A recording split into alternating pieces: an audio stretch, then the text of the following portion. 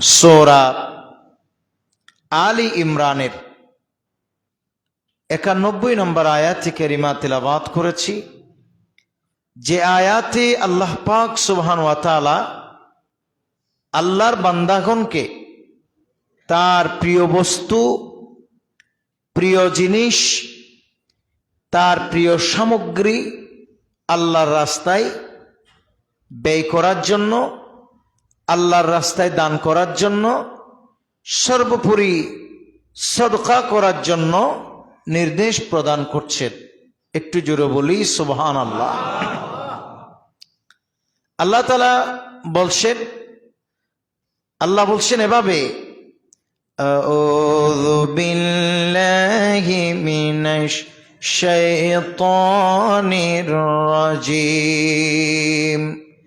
লা তানালুল বিররা হাত্তা তুনফিকু মিম্মা তুহিব্বুন ওয়ামা তুনফিকু মিন শাইইন ফাইন্নাল্লাহা বিহি আলিম।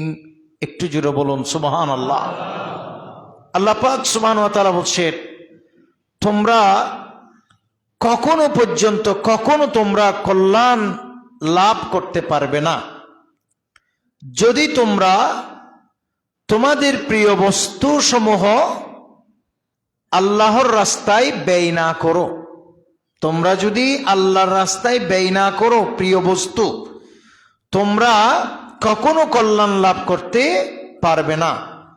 আর তোমরা যা কিছু করবে এসব ব্যাপারে, সব কিছুর ব্যাপারে সরাসরি জানেন তিনি কে?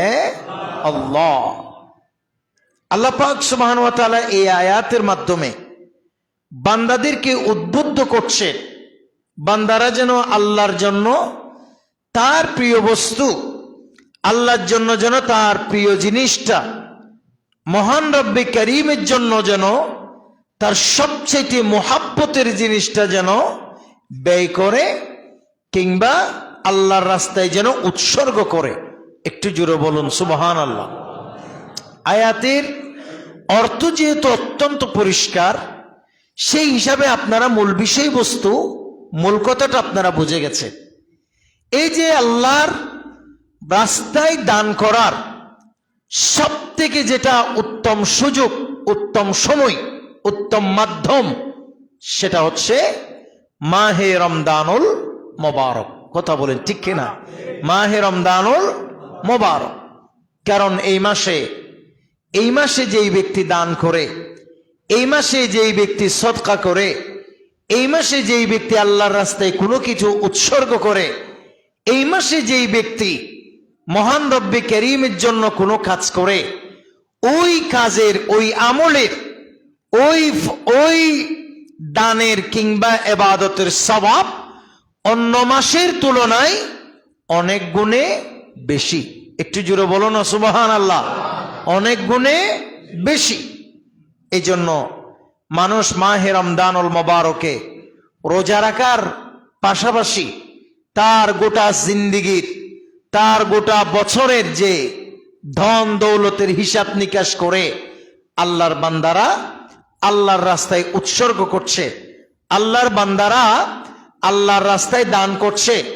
গোটা ধন সম্পদ জমাজাতি করে যা কিছু হয়েছে তার থেকে আল্লাহর নির্ধারিত অংশ মোতাবেক যাকাত সমূহ গরিব অসহায় ফকির মিসকিন, গরিব অসহায় হতদরিদ্র, কিংবা যাদের জন্য খাওয়া বৈধ, তাদের জন্য মহান রব্বে কারীমের সন্তুষ্টির লক্ষ্যে আল্লাহর বান্দারা দান করছে, সদকা আদায় করছে, সর্বোপরি যাকাত দিচ্ছে।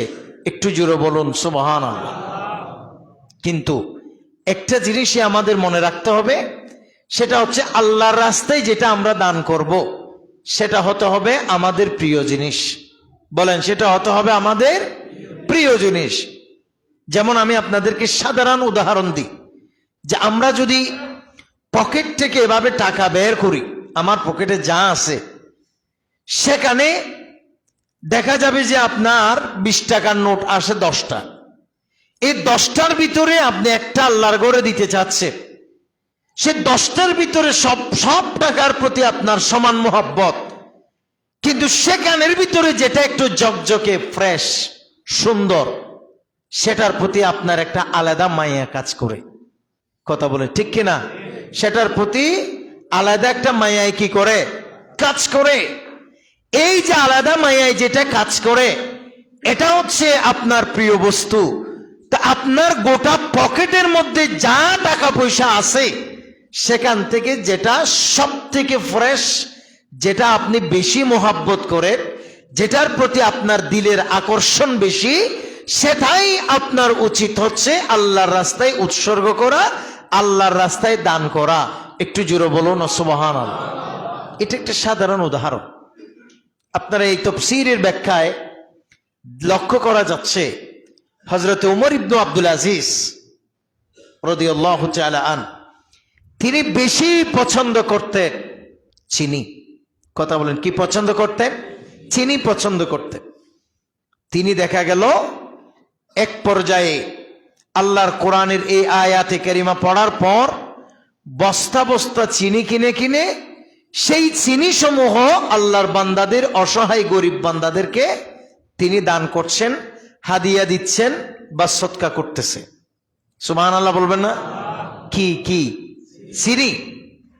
অনেক মানুষ তার কাছে জিজ্ঞেস করেছে, হুজুর, অথবা বলেছেন আমিরুল মুমিনিন, আপনি তো চাইলেই চিনির সমপরিমাণ অর্থ মানুষকে দান করতে পারেন, কিন্তু আপনি সে অর্থ দান না করে ডাইরেক্ট আপনি চিনি কেন দিচ্ছেন?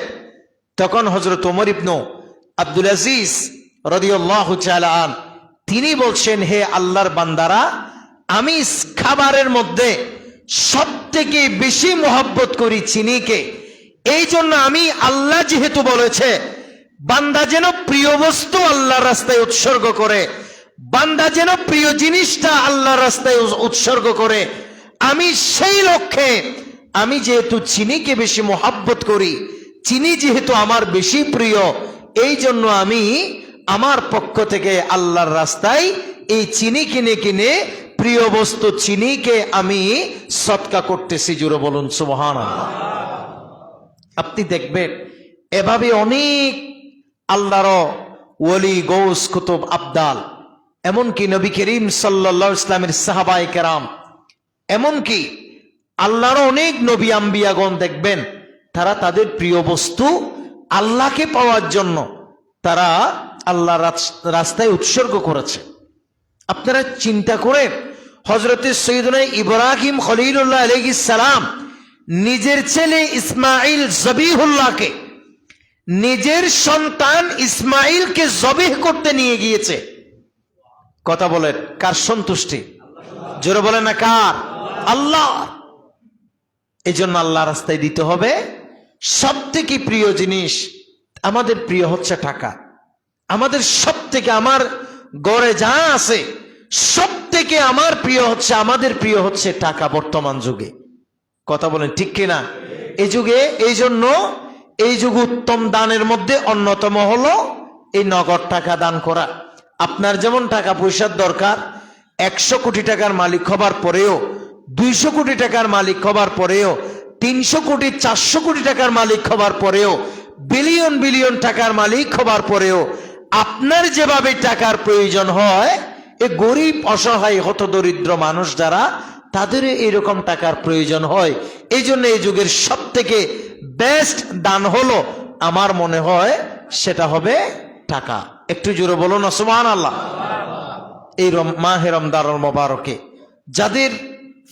যাদের ফরজ হয়েছে তারাও আপনারা যাকাত দেন, আর যাদের ফরজ হয় নাই, যাদের এখনো পর্যন্ত সেই যাকাত ফরজ হয় নাই, কিন্তু তারপরে চেষ্টা করেন কিছু হাদিয়া, কিছু নাজরানা, কিছু অর্থ, কিছু সদকা আল্লাহ রাস্তায় দান করার চেষ্টা করেন। কারণ আল্লাহর রাস্তায় যেটা দান করছেন সেটাই হচ্ছে আপনার আসল সম্পদ। একটু জোরে বলবেন না সুবহানাল্লাহ। সেটা হলো মানুষের কি? আসল সম্পদ।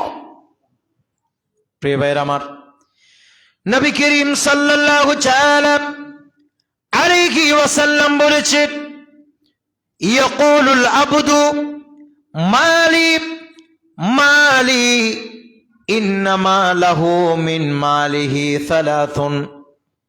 আমার নবী বলেছেন, উম্মত, আল্লাহর বান্দারা শুধু বলে আমার সম্পদ, আমার সম্পদ, আমার সম্পদ। কথা বলেন ঠিক কিনা? কিন্তু বান্দা বলে আমার সম্পদ, বিল ভর্তি জায়গা জমি। বান্দা বলে আমার সম্পদ, ব্যাংক ভর্তি টাকা পয়সা। বান্দা বলে আমার সম্পদ, এমনকি ঘরের চতুর্পাশে অনেক বড় বিটা বাড়ি, ঘর বাড়ি যা কিছু আছে সব কিছুর দিকে তাকাইয়া বান্দা বলে আমার সম্পদ, আমার সম্পদ। ঠিক কিনা? বান্দা কি বলে? আমার সম্পদ। ব্যাংক যেহেতু আমার নামে, ব্যাংকের আইডি যেহেতু আমার নামে, ব্যাংকে যেহেতু অ্যাকাউন্টে আমার নামে, আমি বলছি সব টাকার মালিক আমি, এগুলি আমার সম্পদ।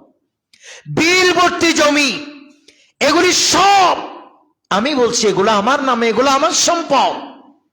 কথা বলেন ঠিক কিনা? এটা আমার নবীর হাদিস। নবীজি বলেছেন মালিক মালিক, শুধু বান্দা বলে আমার সম্পদ, আমার সম্পদ।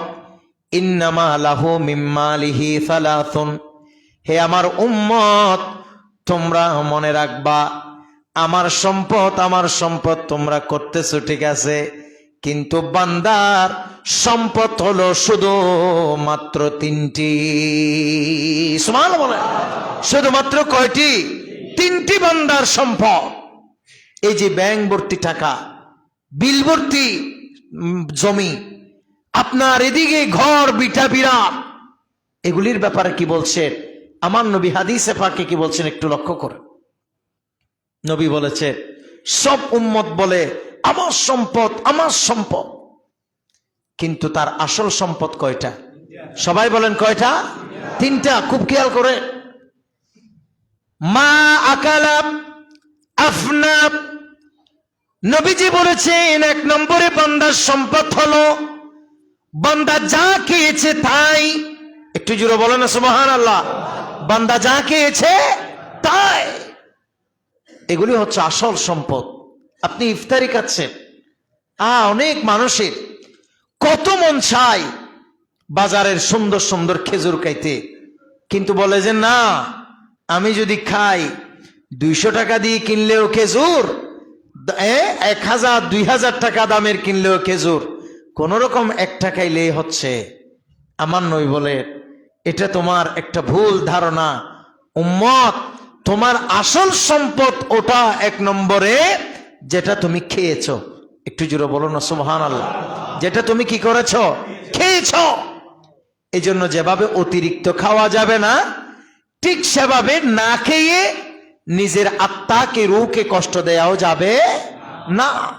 এটাই হলো আসল ফাইসালা। এরপরে বলা হচ্ছে আওলা বিসা ফাবালা। নবী করিম সাল্লাল্লাহু আলাইহি ওয়াসাল্লাম বলেছেন 2 নম্বরে বান্দার সম্পদ হলো যেটা সে গায়ে দিয়েছে, পোশাক পরেছে সেটা। একটু জোরে বলুন না সুবহানাল্লাহ। কয়টা হলো? কয়টা? 2টা। 3 নম্বরে আমার নবী বলেন আও আতা ফাআকতানা। বলে 3 নম্বরে হলো বান্দা যেটি আল্লাহর রাস্তায় সাধ্য মোতাবেক দান করেছে। এই 3টাই হলো বান্দার আসল সম্পদ। এই 3টাই হলো বান্দার আসল সম্পদ। এরপরে নবী বলেন ওয়ামা সিওয়া যালিকা ফাহুয়া যাহিবুন ওয়া তারিকুহু লিন-নাস। বলে এই ছাড়া বাকি যা আছে, বিল ভর্তি যেই জমি আছে, ব্যাংক ভর্তি যেই টাকা আছে, এই যে দুনিয়ার অনেক ধন দৌলত তার আছে, যে তার দোকান ঘর বাড়ি অনেক কিছু আছে, সে যা বলেছে এটা আমার সম্পদ, আমার সম্পদ, আমার সম্পদ, নবী বলেন এটা একটাও তার সম্পদ নয়। তার সম্পদ হলো এই যেই 3টি বলা হয়েছে, শুধু সেই 3টি। একটু জোরে বলুন না সুবহানাল্লাহ। এই 3টাই সম্পদ। এজন্য চেষ্টা করে আল্লাহর রাস্তায় কিছু দিতে।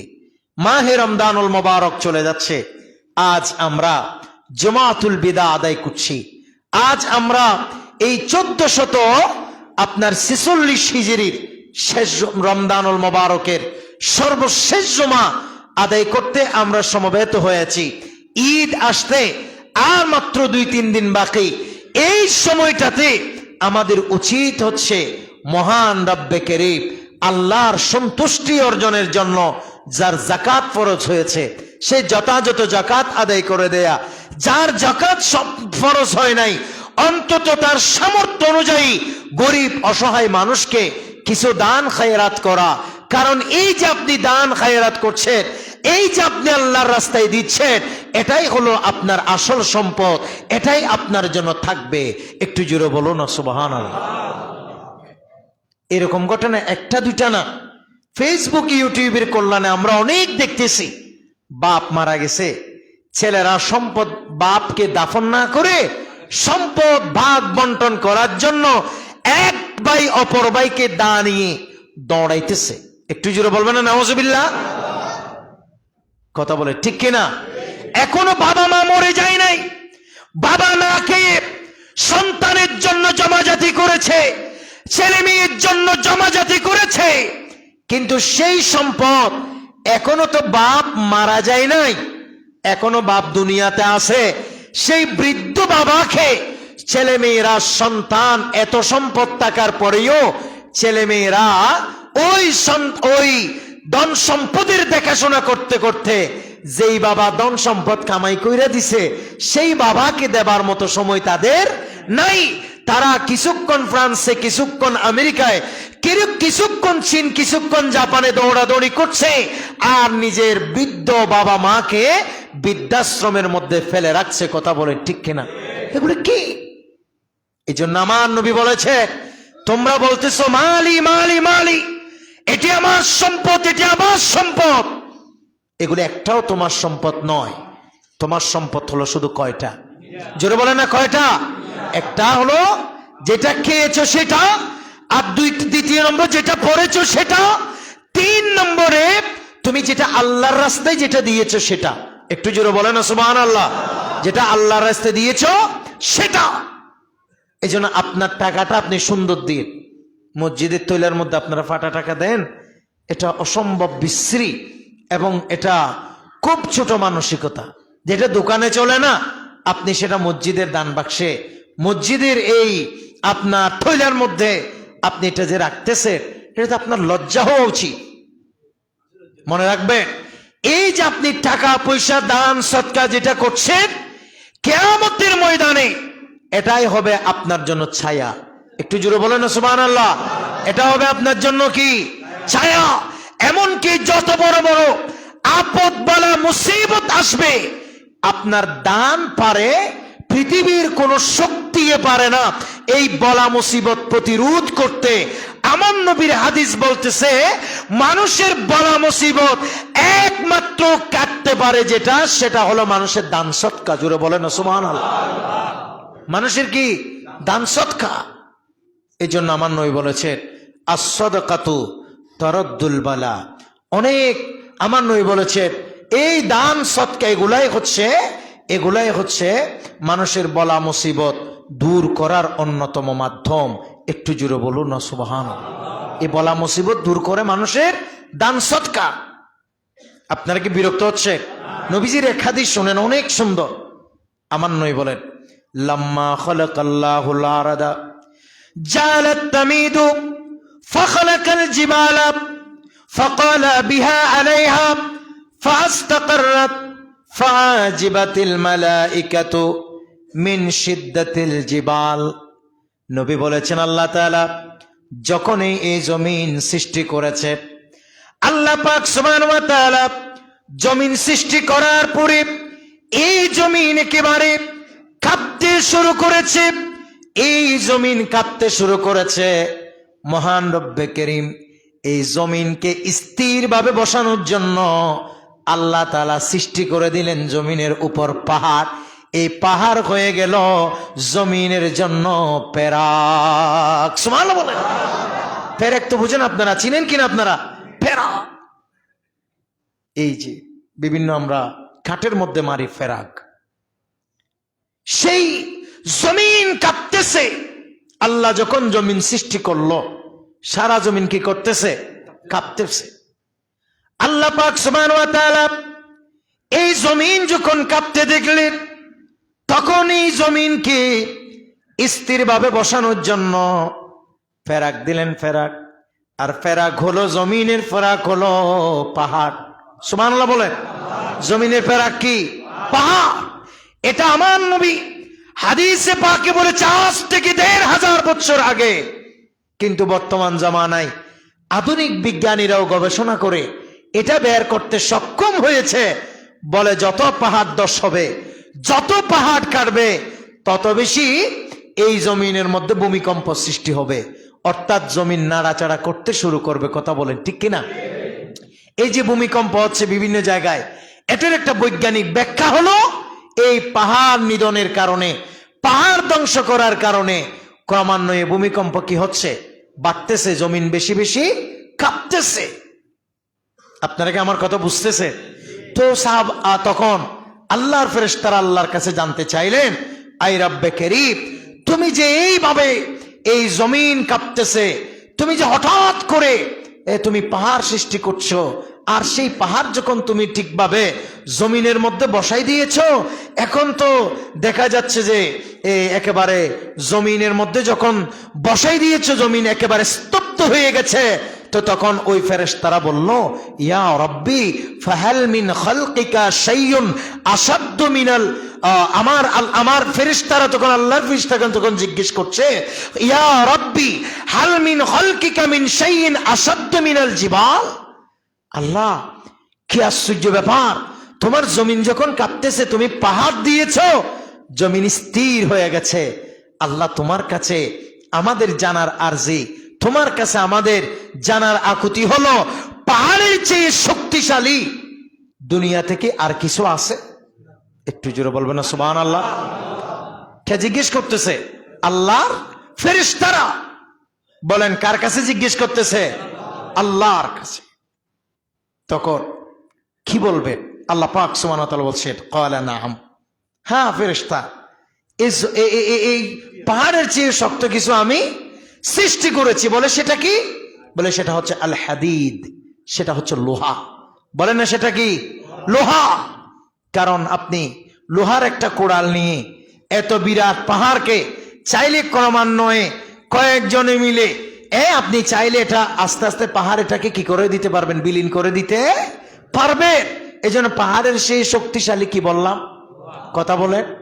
এ বর্তমানে যে বড় বড় স্কেলেডার যেগুলি আছে, বড় বড় কিসের গাড়ি, ক্রাইং গাড়ি টাড়ি যেগুলি আছে, এগুলি এক মুখ দিলে তো গোটা অর্ধেক পাহাড়ের সমান মাটি একসাথে চলে আসতেছে। কথা বলে না ঠিক কিনা? তার মানে বোঝা যাচ্ছে পাহাড়ের সেই শক্তিশালী কি? বলেন লোহা। তখন আল্লাহর ফেরেশতারা জিজ্ঞেস করলেন, কালু ইয়া রাব্বি ফাহাল মিন খালকিকা শাইউন আসাদ্দু মিনাল হাদিদ। আল্লাহ, এই লোহার চাইতেও শক্তিশালী কি তোমার জমিনের সৃষ্টি জগতে আরো কিছু আছে? আল্লাহ বলেন, ক্বালা নাম, হ্যাঁ ফেরেশতারা, এই লোহার চাইতেও শক্তিশালী কিছু জিনিস আমি এই জমিনে কি করেছি? সৃষ্টি করেছি। তখন ফেরেশতারা আগ্রহ নিয়ে তাকিয়ে আছে, কি বলবেন আল্লাহ? তখন আল্লাহ বলেন, আন-নার, সেটা হলো আগুন। একটু জোরে বলবেন না সুবহানাল্লাহ? সেটা কি? আগুন। এই যে বিরাট বিরাট লোহা, আপনাদের এখানে লোহার ব্যবসা সব থেকে বেশি, কাজে আপনারা আমার চাইতে ভালো জানেন। এই লোহাকে নরম করতে পারে যেটি, সেটির নাম কি? জোরে বলেন। আগুন। আগুনে দিয়েছেন, লোহা ধীরে ধীরে বিগলিত হয়ে সেটা পানিতে রূপান্তরিত হয়ে যাবে। একটু জোরে বলুন না সুবহানাল্লাহ। প্রিয় ভাইরা আমার, এবার আল্লাহ তাআলার ফেরেশতারা আল্লাহকে জিজ্ঞেস করলেন, ক্বালু ইয়া রাব্বি ফাহাল মিন খালকিকা শাইউন আসাদ্দু মিনান নার। ওগো আল্লাহ, তোমার কাছে জানার আকুতি, তুমি কি আগুন থেকে কোনো কিছু আরো বেশি শক্তিশালী সৃষ্টি করছো নি? তখন আমার আল্লাহ বলেন, ক্বালা নাম আল মাউ। বলে হ্যাঁ আমার ফেরেশতারা, আমি আগুনের চাইতে আরো শক্তিশালী জিনিস সৃষ্টি করেছি, আর সেটা হলো পানি। সুবহানাল্লাহ বলেন। দাও দাও করে আগুন জ্বলতেছে। ফায়ার সার্ভিসের গাড়ি এসে ওই আগুনের মধ্যে পানি দেবার সাথে সাথে মুহূর্তের ভিতরে আগুন নিভে গিয়েছে। এত বড় একটা বিএম কন্টেইনার ডিপো, দাও দাও করে আগুন জ্বলতেছে। এই আগুনের মধ্যে কেরোসিন দেয়া যায় না, এই আগুনের মধ্যে লোহা দিলে আরো বেশি জ্বলত। কিন্তু যখন এই আগুনের সূত্রপাত হয়েছে, যখন এই আগুন জ্বলতেছে, তখন পৃথিবীর কোনো শক্তি নাই এই আগুনকে নিভাবার জন্য। একমাত্র আগুন নিভাবার যে শক্তি আল্লাহ দিয়েছেন পৃথিবীতে, সেটার নাম হলো পানি। আরেকটু জোরে বলেন সুবহানাল্লাহ। হ্যাঁ, মাটি দিবে, মাটিও অনেক আগুনে মাটিও জ্বলে যায়, কিন্তু পানি হলো আগুনের চেয়ে শক্তিশালী। একটু জোরে বলেন, আরো জোরে বলেন না সুবহানাল্লাহ। তাহলে দেখে ফেরেশতারা বলতেছে, এটা হাদিস। আল্লাহ তুমি বলো পাহাড় থেকে শক্তিশালী কিছু আছে কিনা? আল্লাহ বলছে লোহা থেকে শক্তিশালী কিছু আছে কিনা? আল্লাহ বলছে আগুন। আল্লাহ আগুন থেকে শক্তিশালী আসে কিনা? আল্লাহ বলছে আছে, সেটা হলো পানি। এরপর আল্লাহর ফেরেশতারা আবার আল্লাহ তাআলাকে জিজ্ঞেস করছে, ইয়া রাব্বি ফাহাল মিন খালকিকা শাইউন আশাদ্দু মিনাল মা। ওগো রব্বে কারীম আল্লাহ, পানির চাইতে শক্তিশালী কিছু আছে কিনা? তখন আল্লাহ বলেন, ক্বালা নাম আর রিহু, বলে হ্যাঁ, পানির চাইতে শক্তিশালী যেটি আছে সেটি হলো বাতাস। সুবহানাল্লাহ বলেন, সেটি হলো কি? বাতাস। পানির চাইতে শক্তিশালী গতি কিসের? বাতাসের। বাতাসের এত পাওয়ার, বিভিন্ন সুনানি এই সেই যে হচ্ছে, বিভিন্ন সমুদ্রের পানি যে কুলের উপরে চলে আসছে, এটা কি এমনি হচ্ছে না, এটার বাতাস বাষ্পের কারণে, এটার প্রচন্ড বাতাসের গতিবেগের কারণে এই পানি একসময় কুলের মধ্যে উঠে যায়, সব জায়গায় এটা বিস্তৃত হয়ে যায়। কথা বলেন ঠিক কিনা?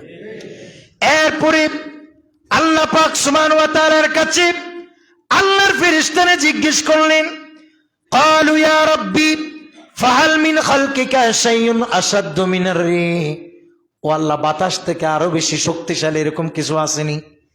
আমাদের মনে হচ্ছে এত শক্তিশালী আর কিছু হয়তো নাও থাকতে পারে, কিন্তু আল্লাহ বলেন ক্বালা নাম, হ্যাঁ আমার ফেরেশতারা আছে বাতাস থেকে আরো বেশি শক্তিশালী। সেটা হচ্ছে ইবনু আদামা তাসাদ্দাকা বিসাদকাতিন বিয়ামিনিহি ইউখফিহা মিন শিমালিহি। বাতাস থেকেও আরো বেশি শক্তিশালী যেটা আছে সেটা হলো বান্দার দান সদকা।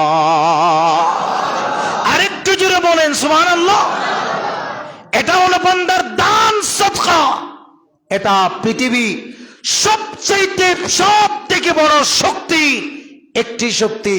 বান্দা যখন ডান হাতে দান করে আর বাম হাতে যখন জানে না, এটার এত পাওয়ার, পৃথিবীতে যত শক্তি মহাশক্তি আছে সব থেকে বড় পাওয়ারফুল শক্তিধর হয়ে যায় সামান্য 2 টাকা 5 টাকা 10 টাকা অথবা 1 লাখ 2 লাখ ওই গোপনের সেই দান। একটু জোরে বলো না সুবহানাল্লাহ। এই জন্য মাহে রমজানুল মুবারক আসছে, দান করে আল্লাহর প্রতি যতটুক পারেন দান করে। আমাদের এখন অনেক মানুষ তো যাকাত দিতে চায় না। কথা বলে ঠিক কিনা? যাকাত আমি দেখছি আমার ব্যক্তিগতভাবে, সেটা হচ্ছে আমাদের দেশে যাকাত দেয় কারা? যারা মোটামুটি মধ্যম ক্যাটাগরির, যারা ধনী। কথা বলে ঠিক কিনা? এদের ভিতরে আল্লাহর ডর তাকওয়া বেশিরভাগ জায়গায় লক্ষ্য করা গেছে, বেশিরভাগ। আর আমাদের দেশে যাকাতের গাফলাতি করে কারা? যারা সর্বোচ্চ ক্যাটাগরির ধনী। কথা বলে ঠিক কিনা? এবং মানুষকে ধোঁকা দেয় তারা। কথা বলে এরকম আছে না নাই? আপনি দেখবেন অনেক শ্রমিক সারা মাস চাকরি করে এখনো বেতনের টাকা পাই নাই। এ কাকা কাদের চাকরি করতেছে? আমাদের মতো, আপনাদের মতো, আমরা যারা সাধারণ মানুষ, আমাদের ঘরের যারা চাকরি করে, আমরা তাদেরকে যতটুক সসম্মানে বিদায় দেবার চেষ্টা করি, তার চাইতে বেশি কষ্ট আমাদেরকে দিয়ে থাকেন কারা? আমাদের সমাজে তার চাইতে বেশি জুলুম করে থাকেন কারা? আমাদের সমাজে যারা সব থেকে বড় পয়সাওয়ালা, যারা কোটি কোটি বিলিয়ন বিলিয়ন টাকার মালিক, যাদের বিদেশে গাড়ি বাড়ি আছে, যাদের গোটা দেশ কেনার ক্ষমতা আছে, আপনারা দেখবেন যে তাদের হাজার হাজার শ্রমিক আছে, হাজার হাজার শ্রমিক বোনাস দূরের কথা, এখনো পর্যন্ত বেতন পাই নাই। কথা বলেন ঠিক কিনা? এরকম আছে।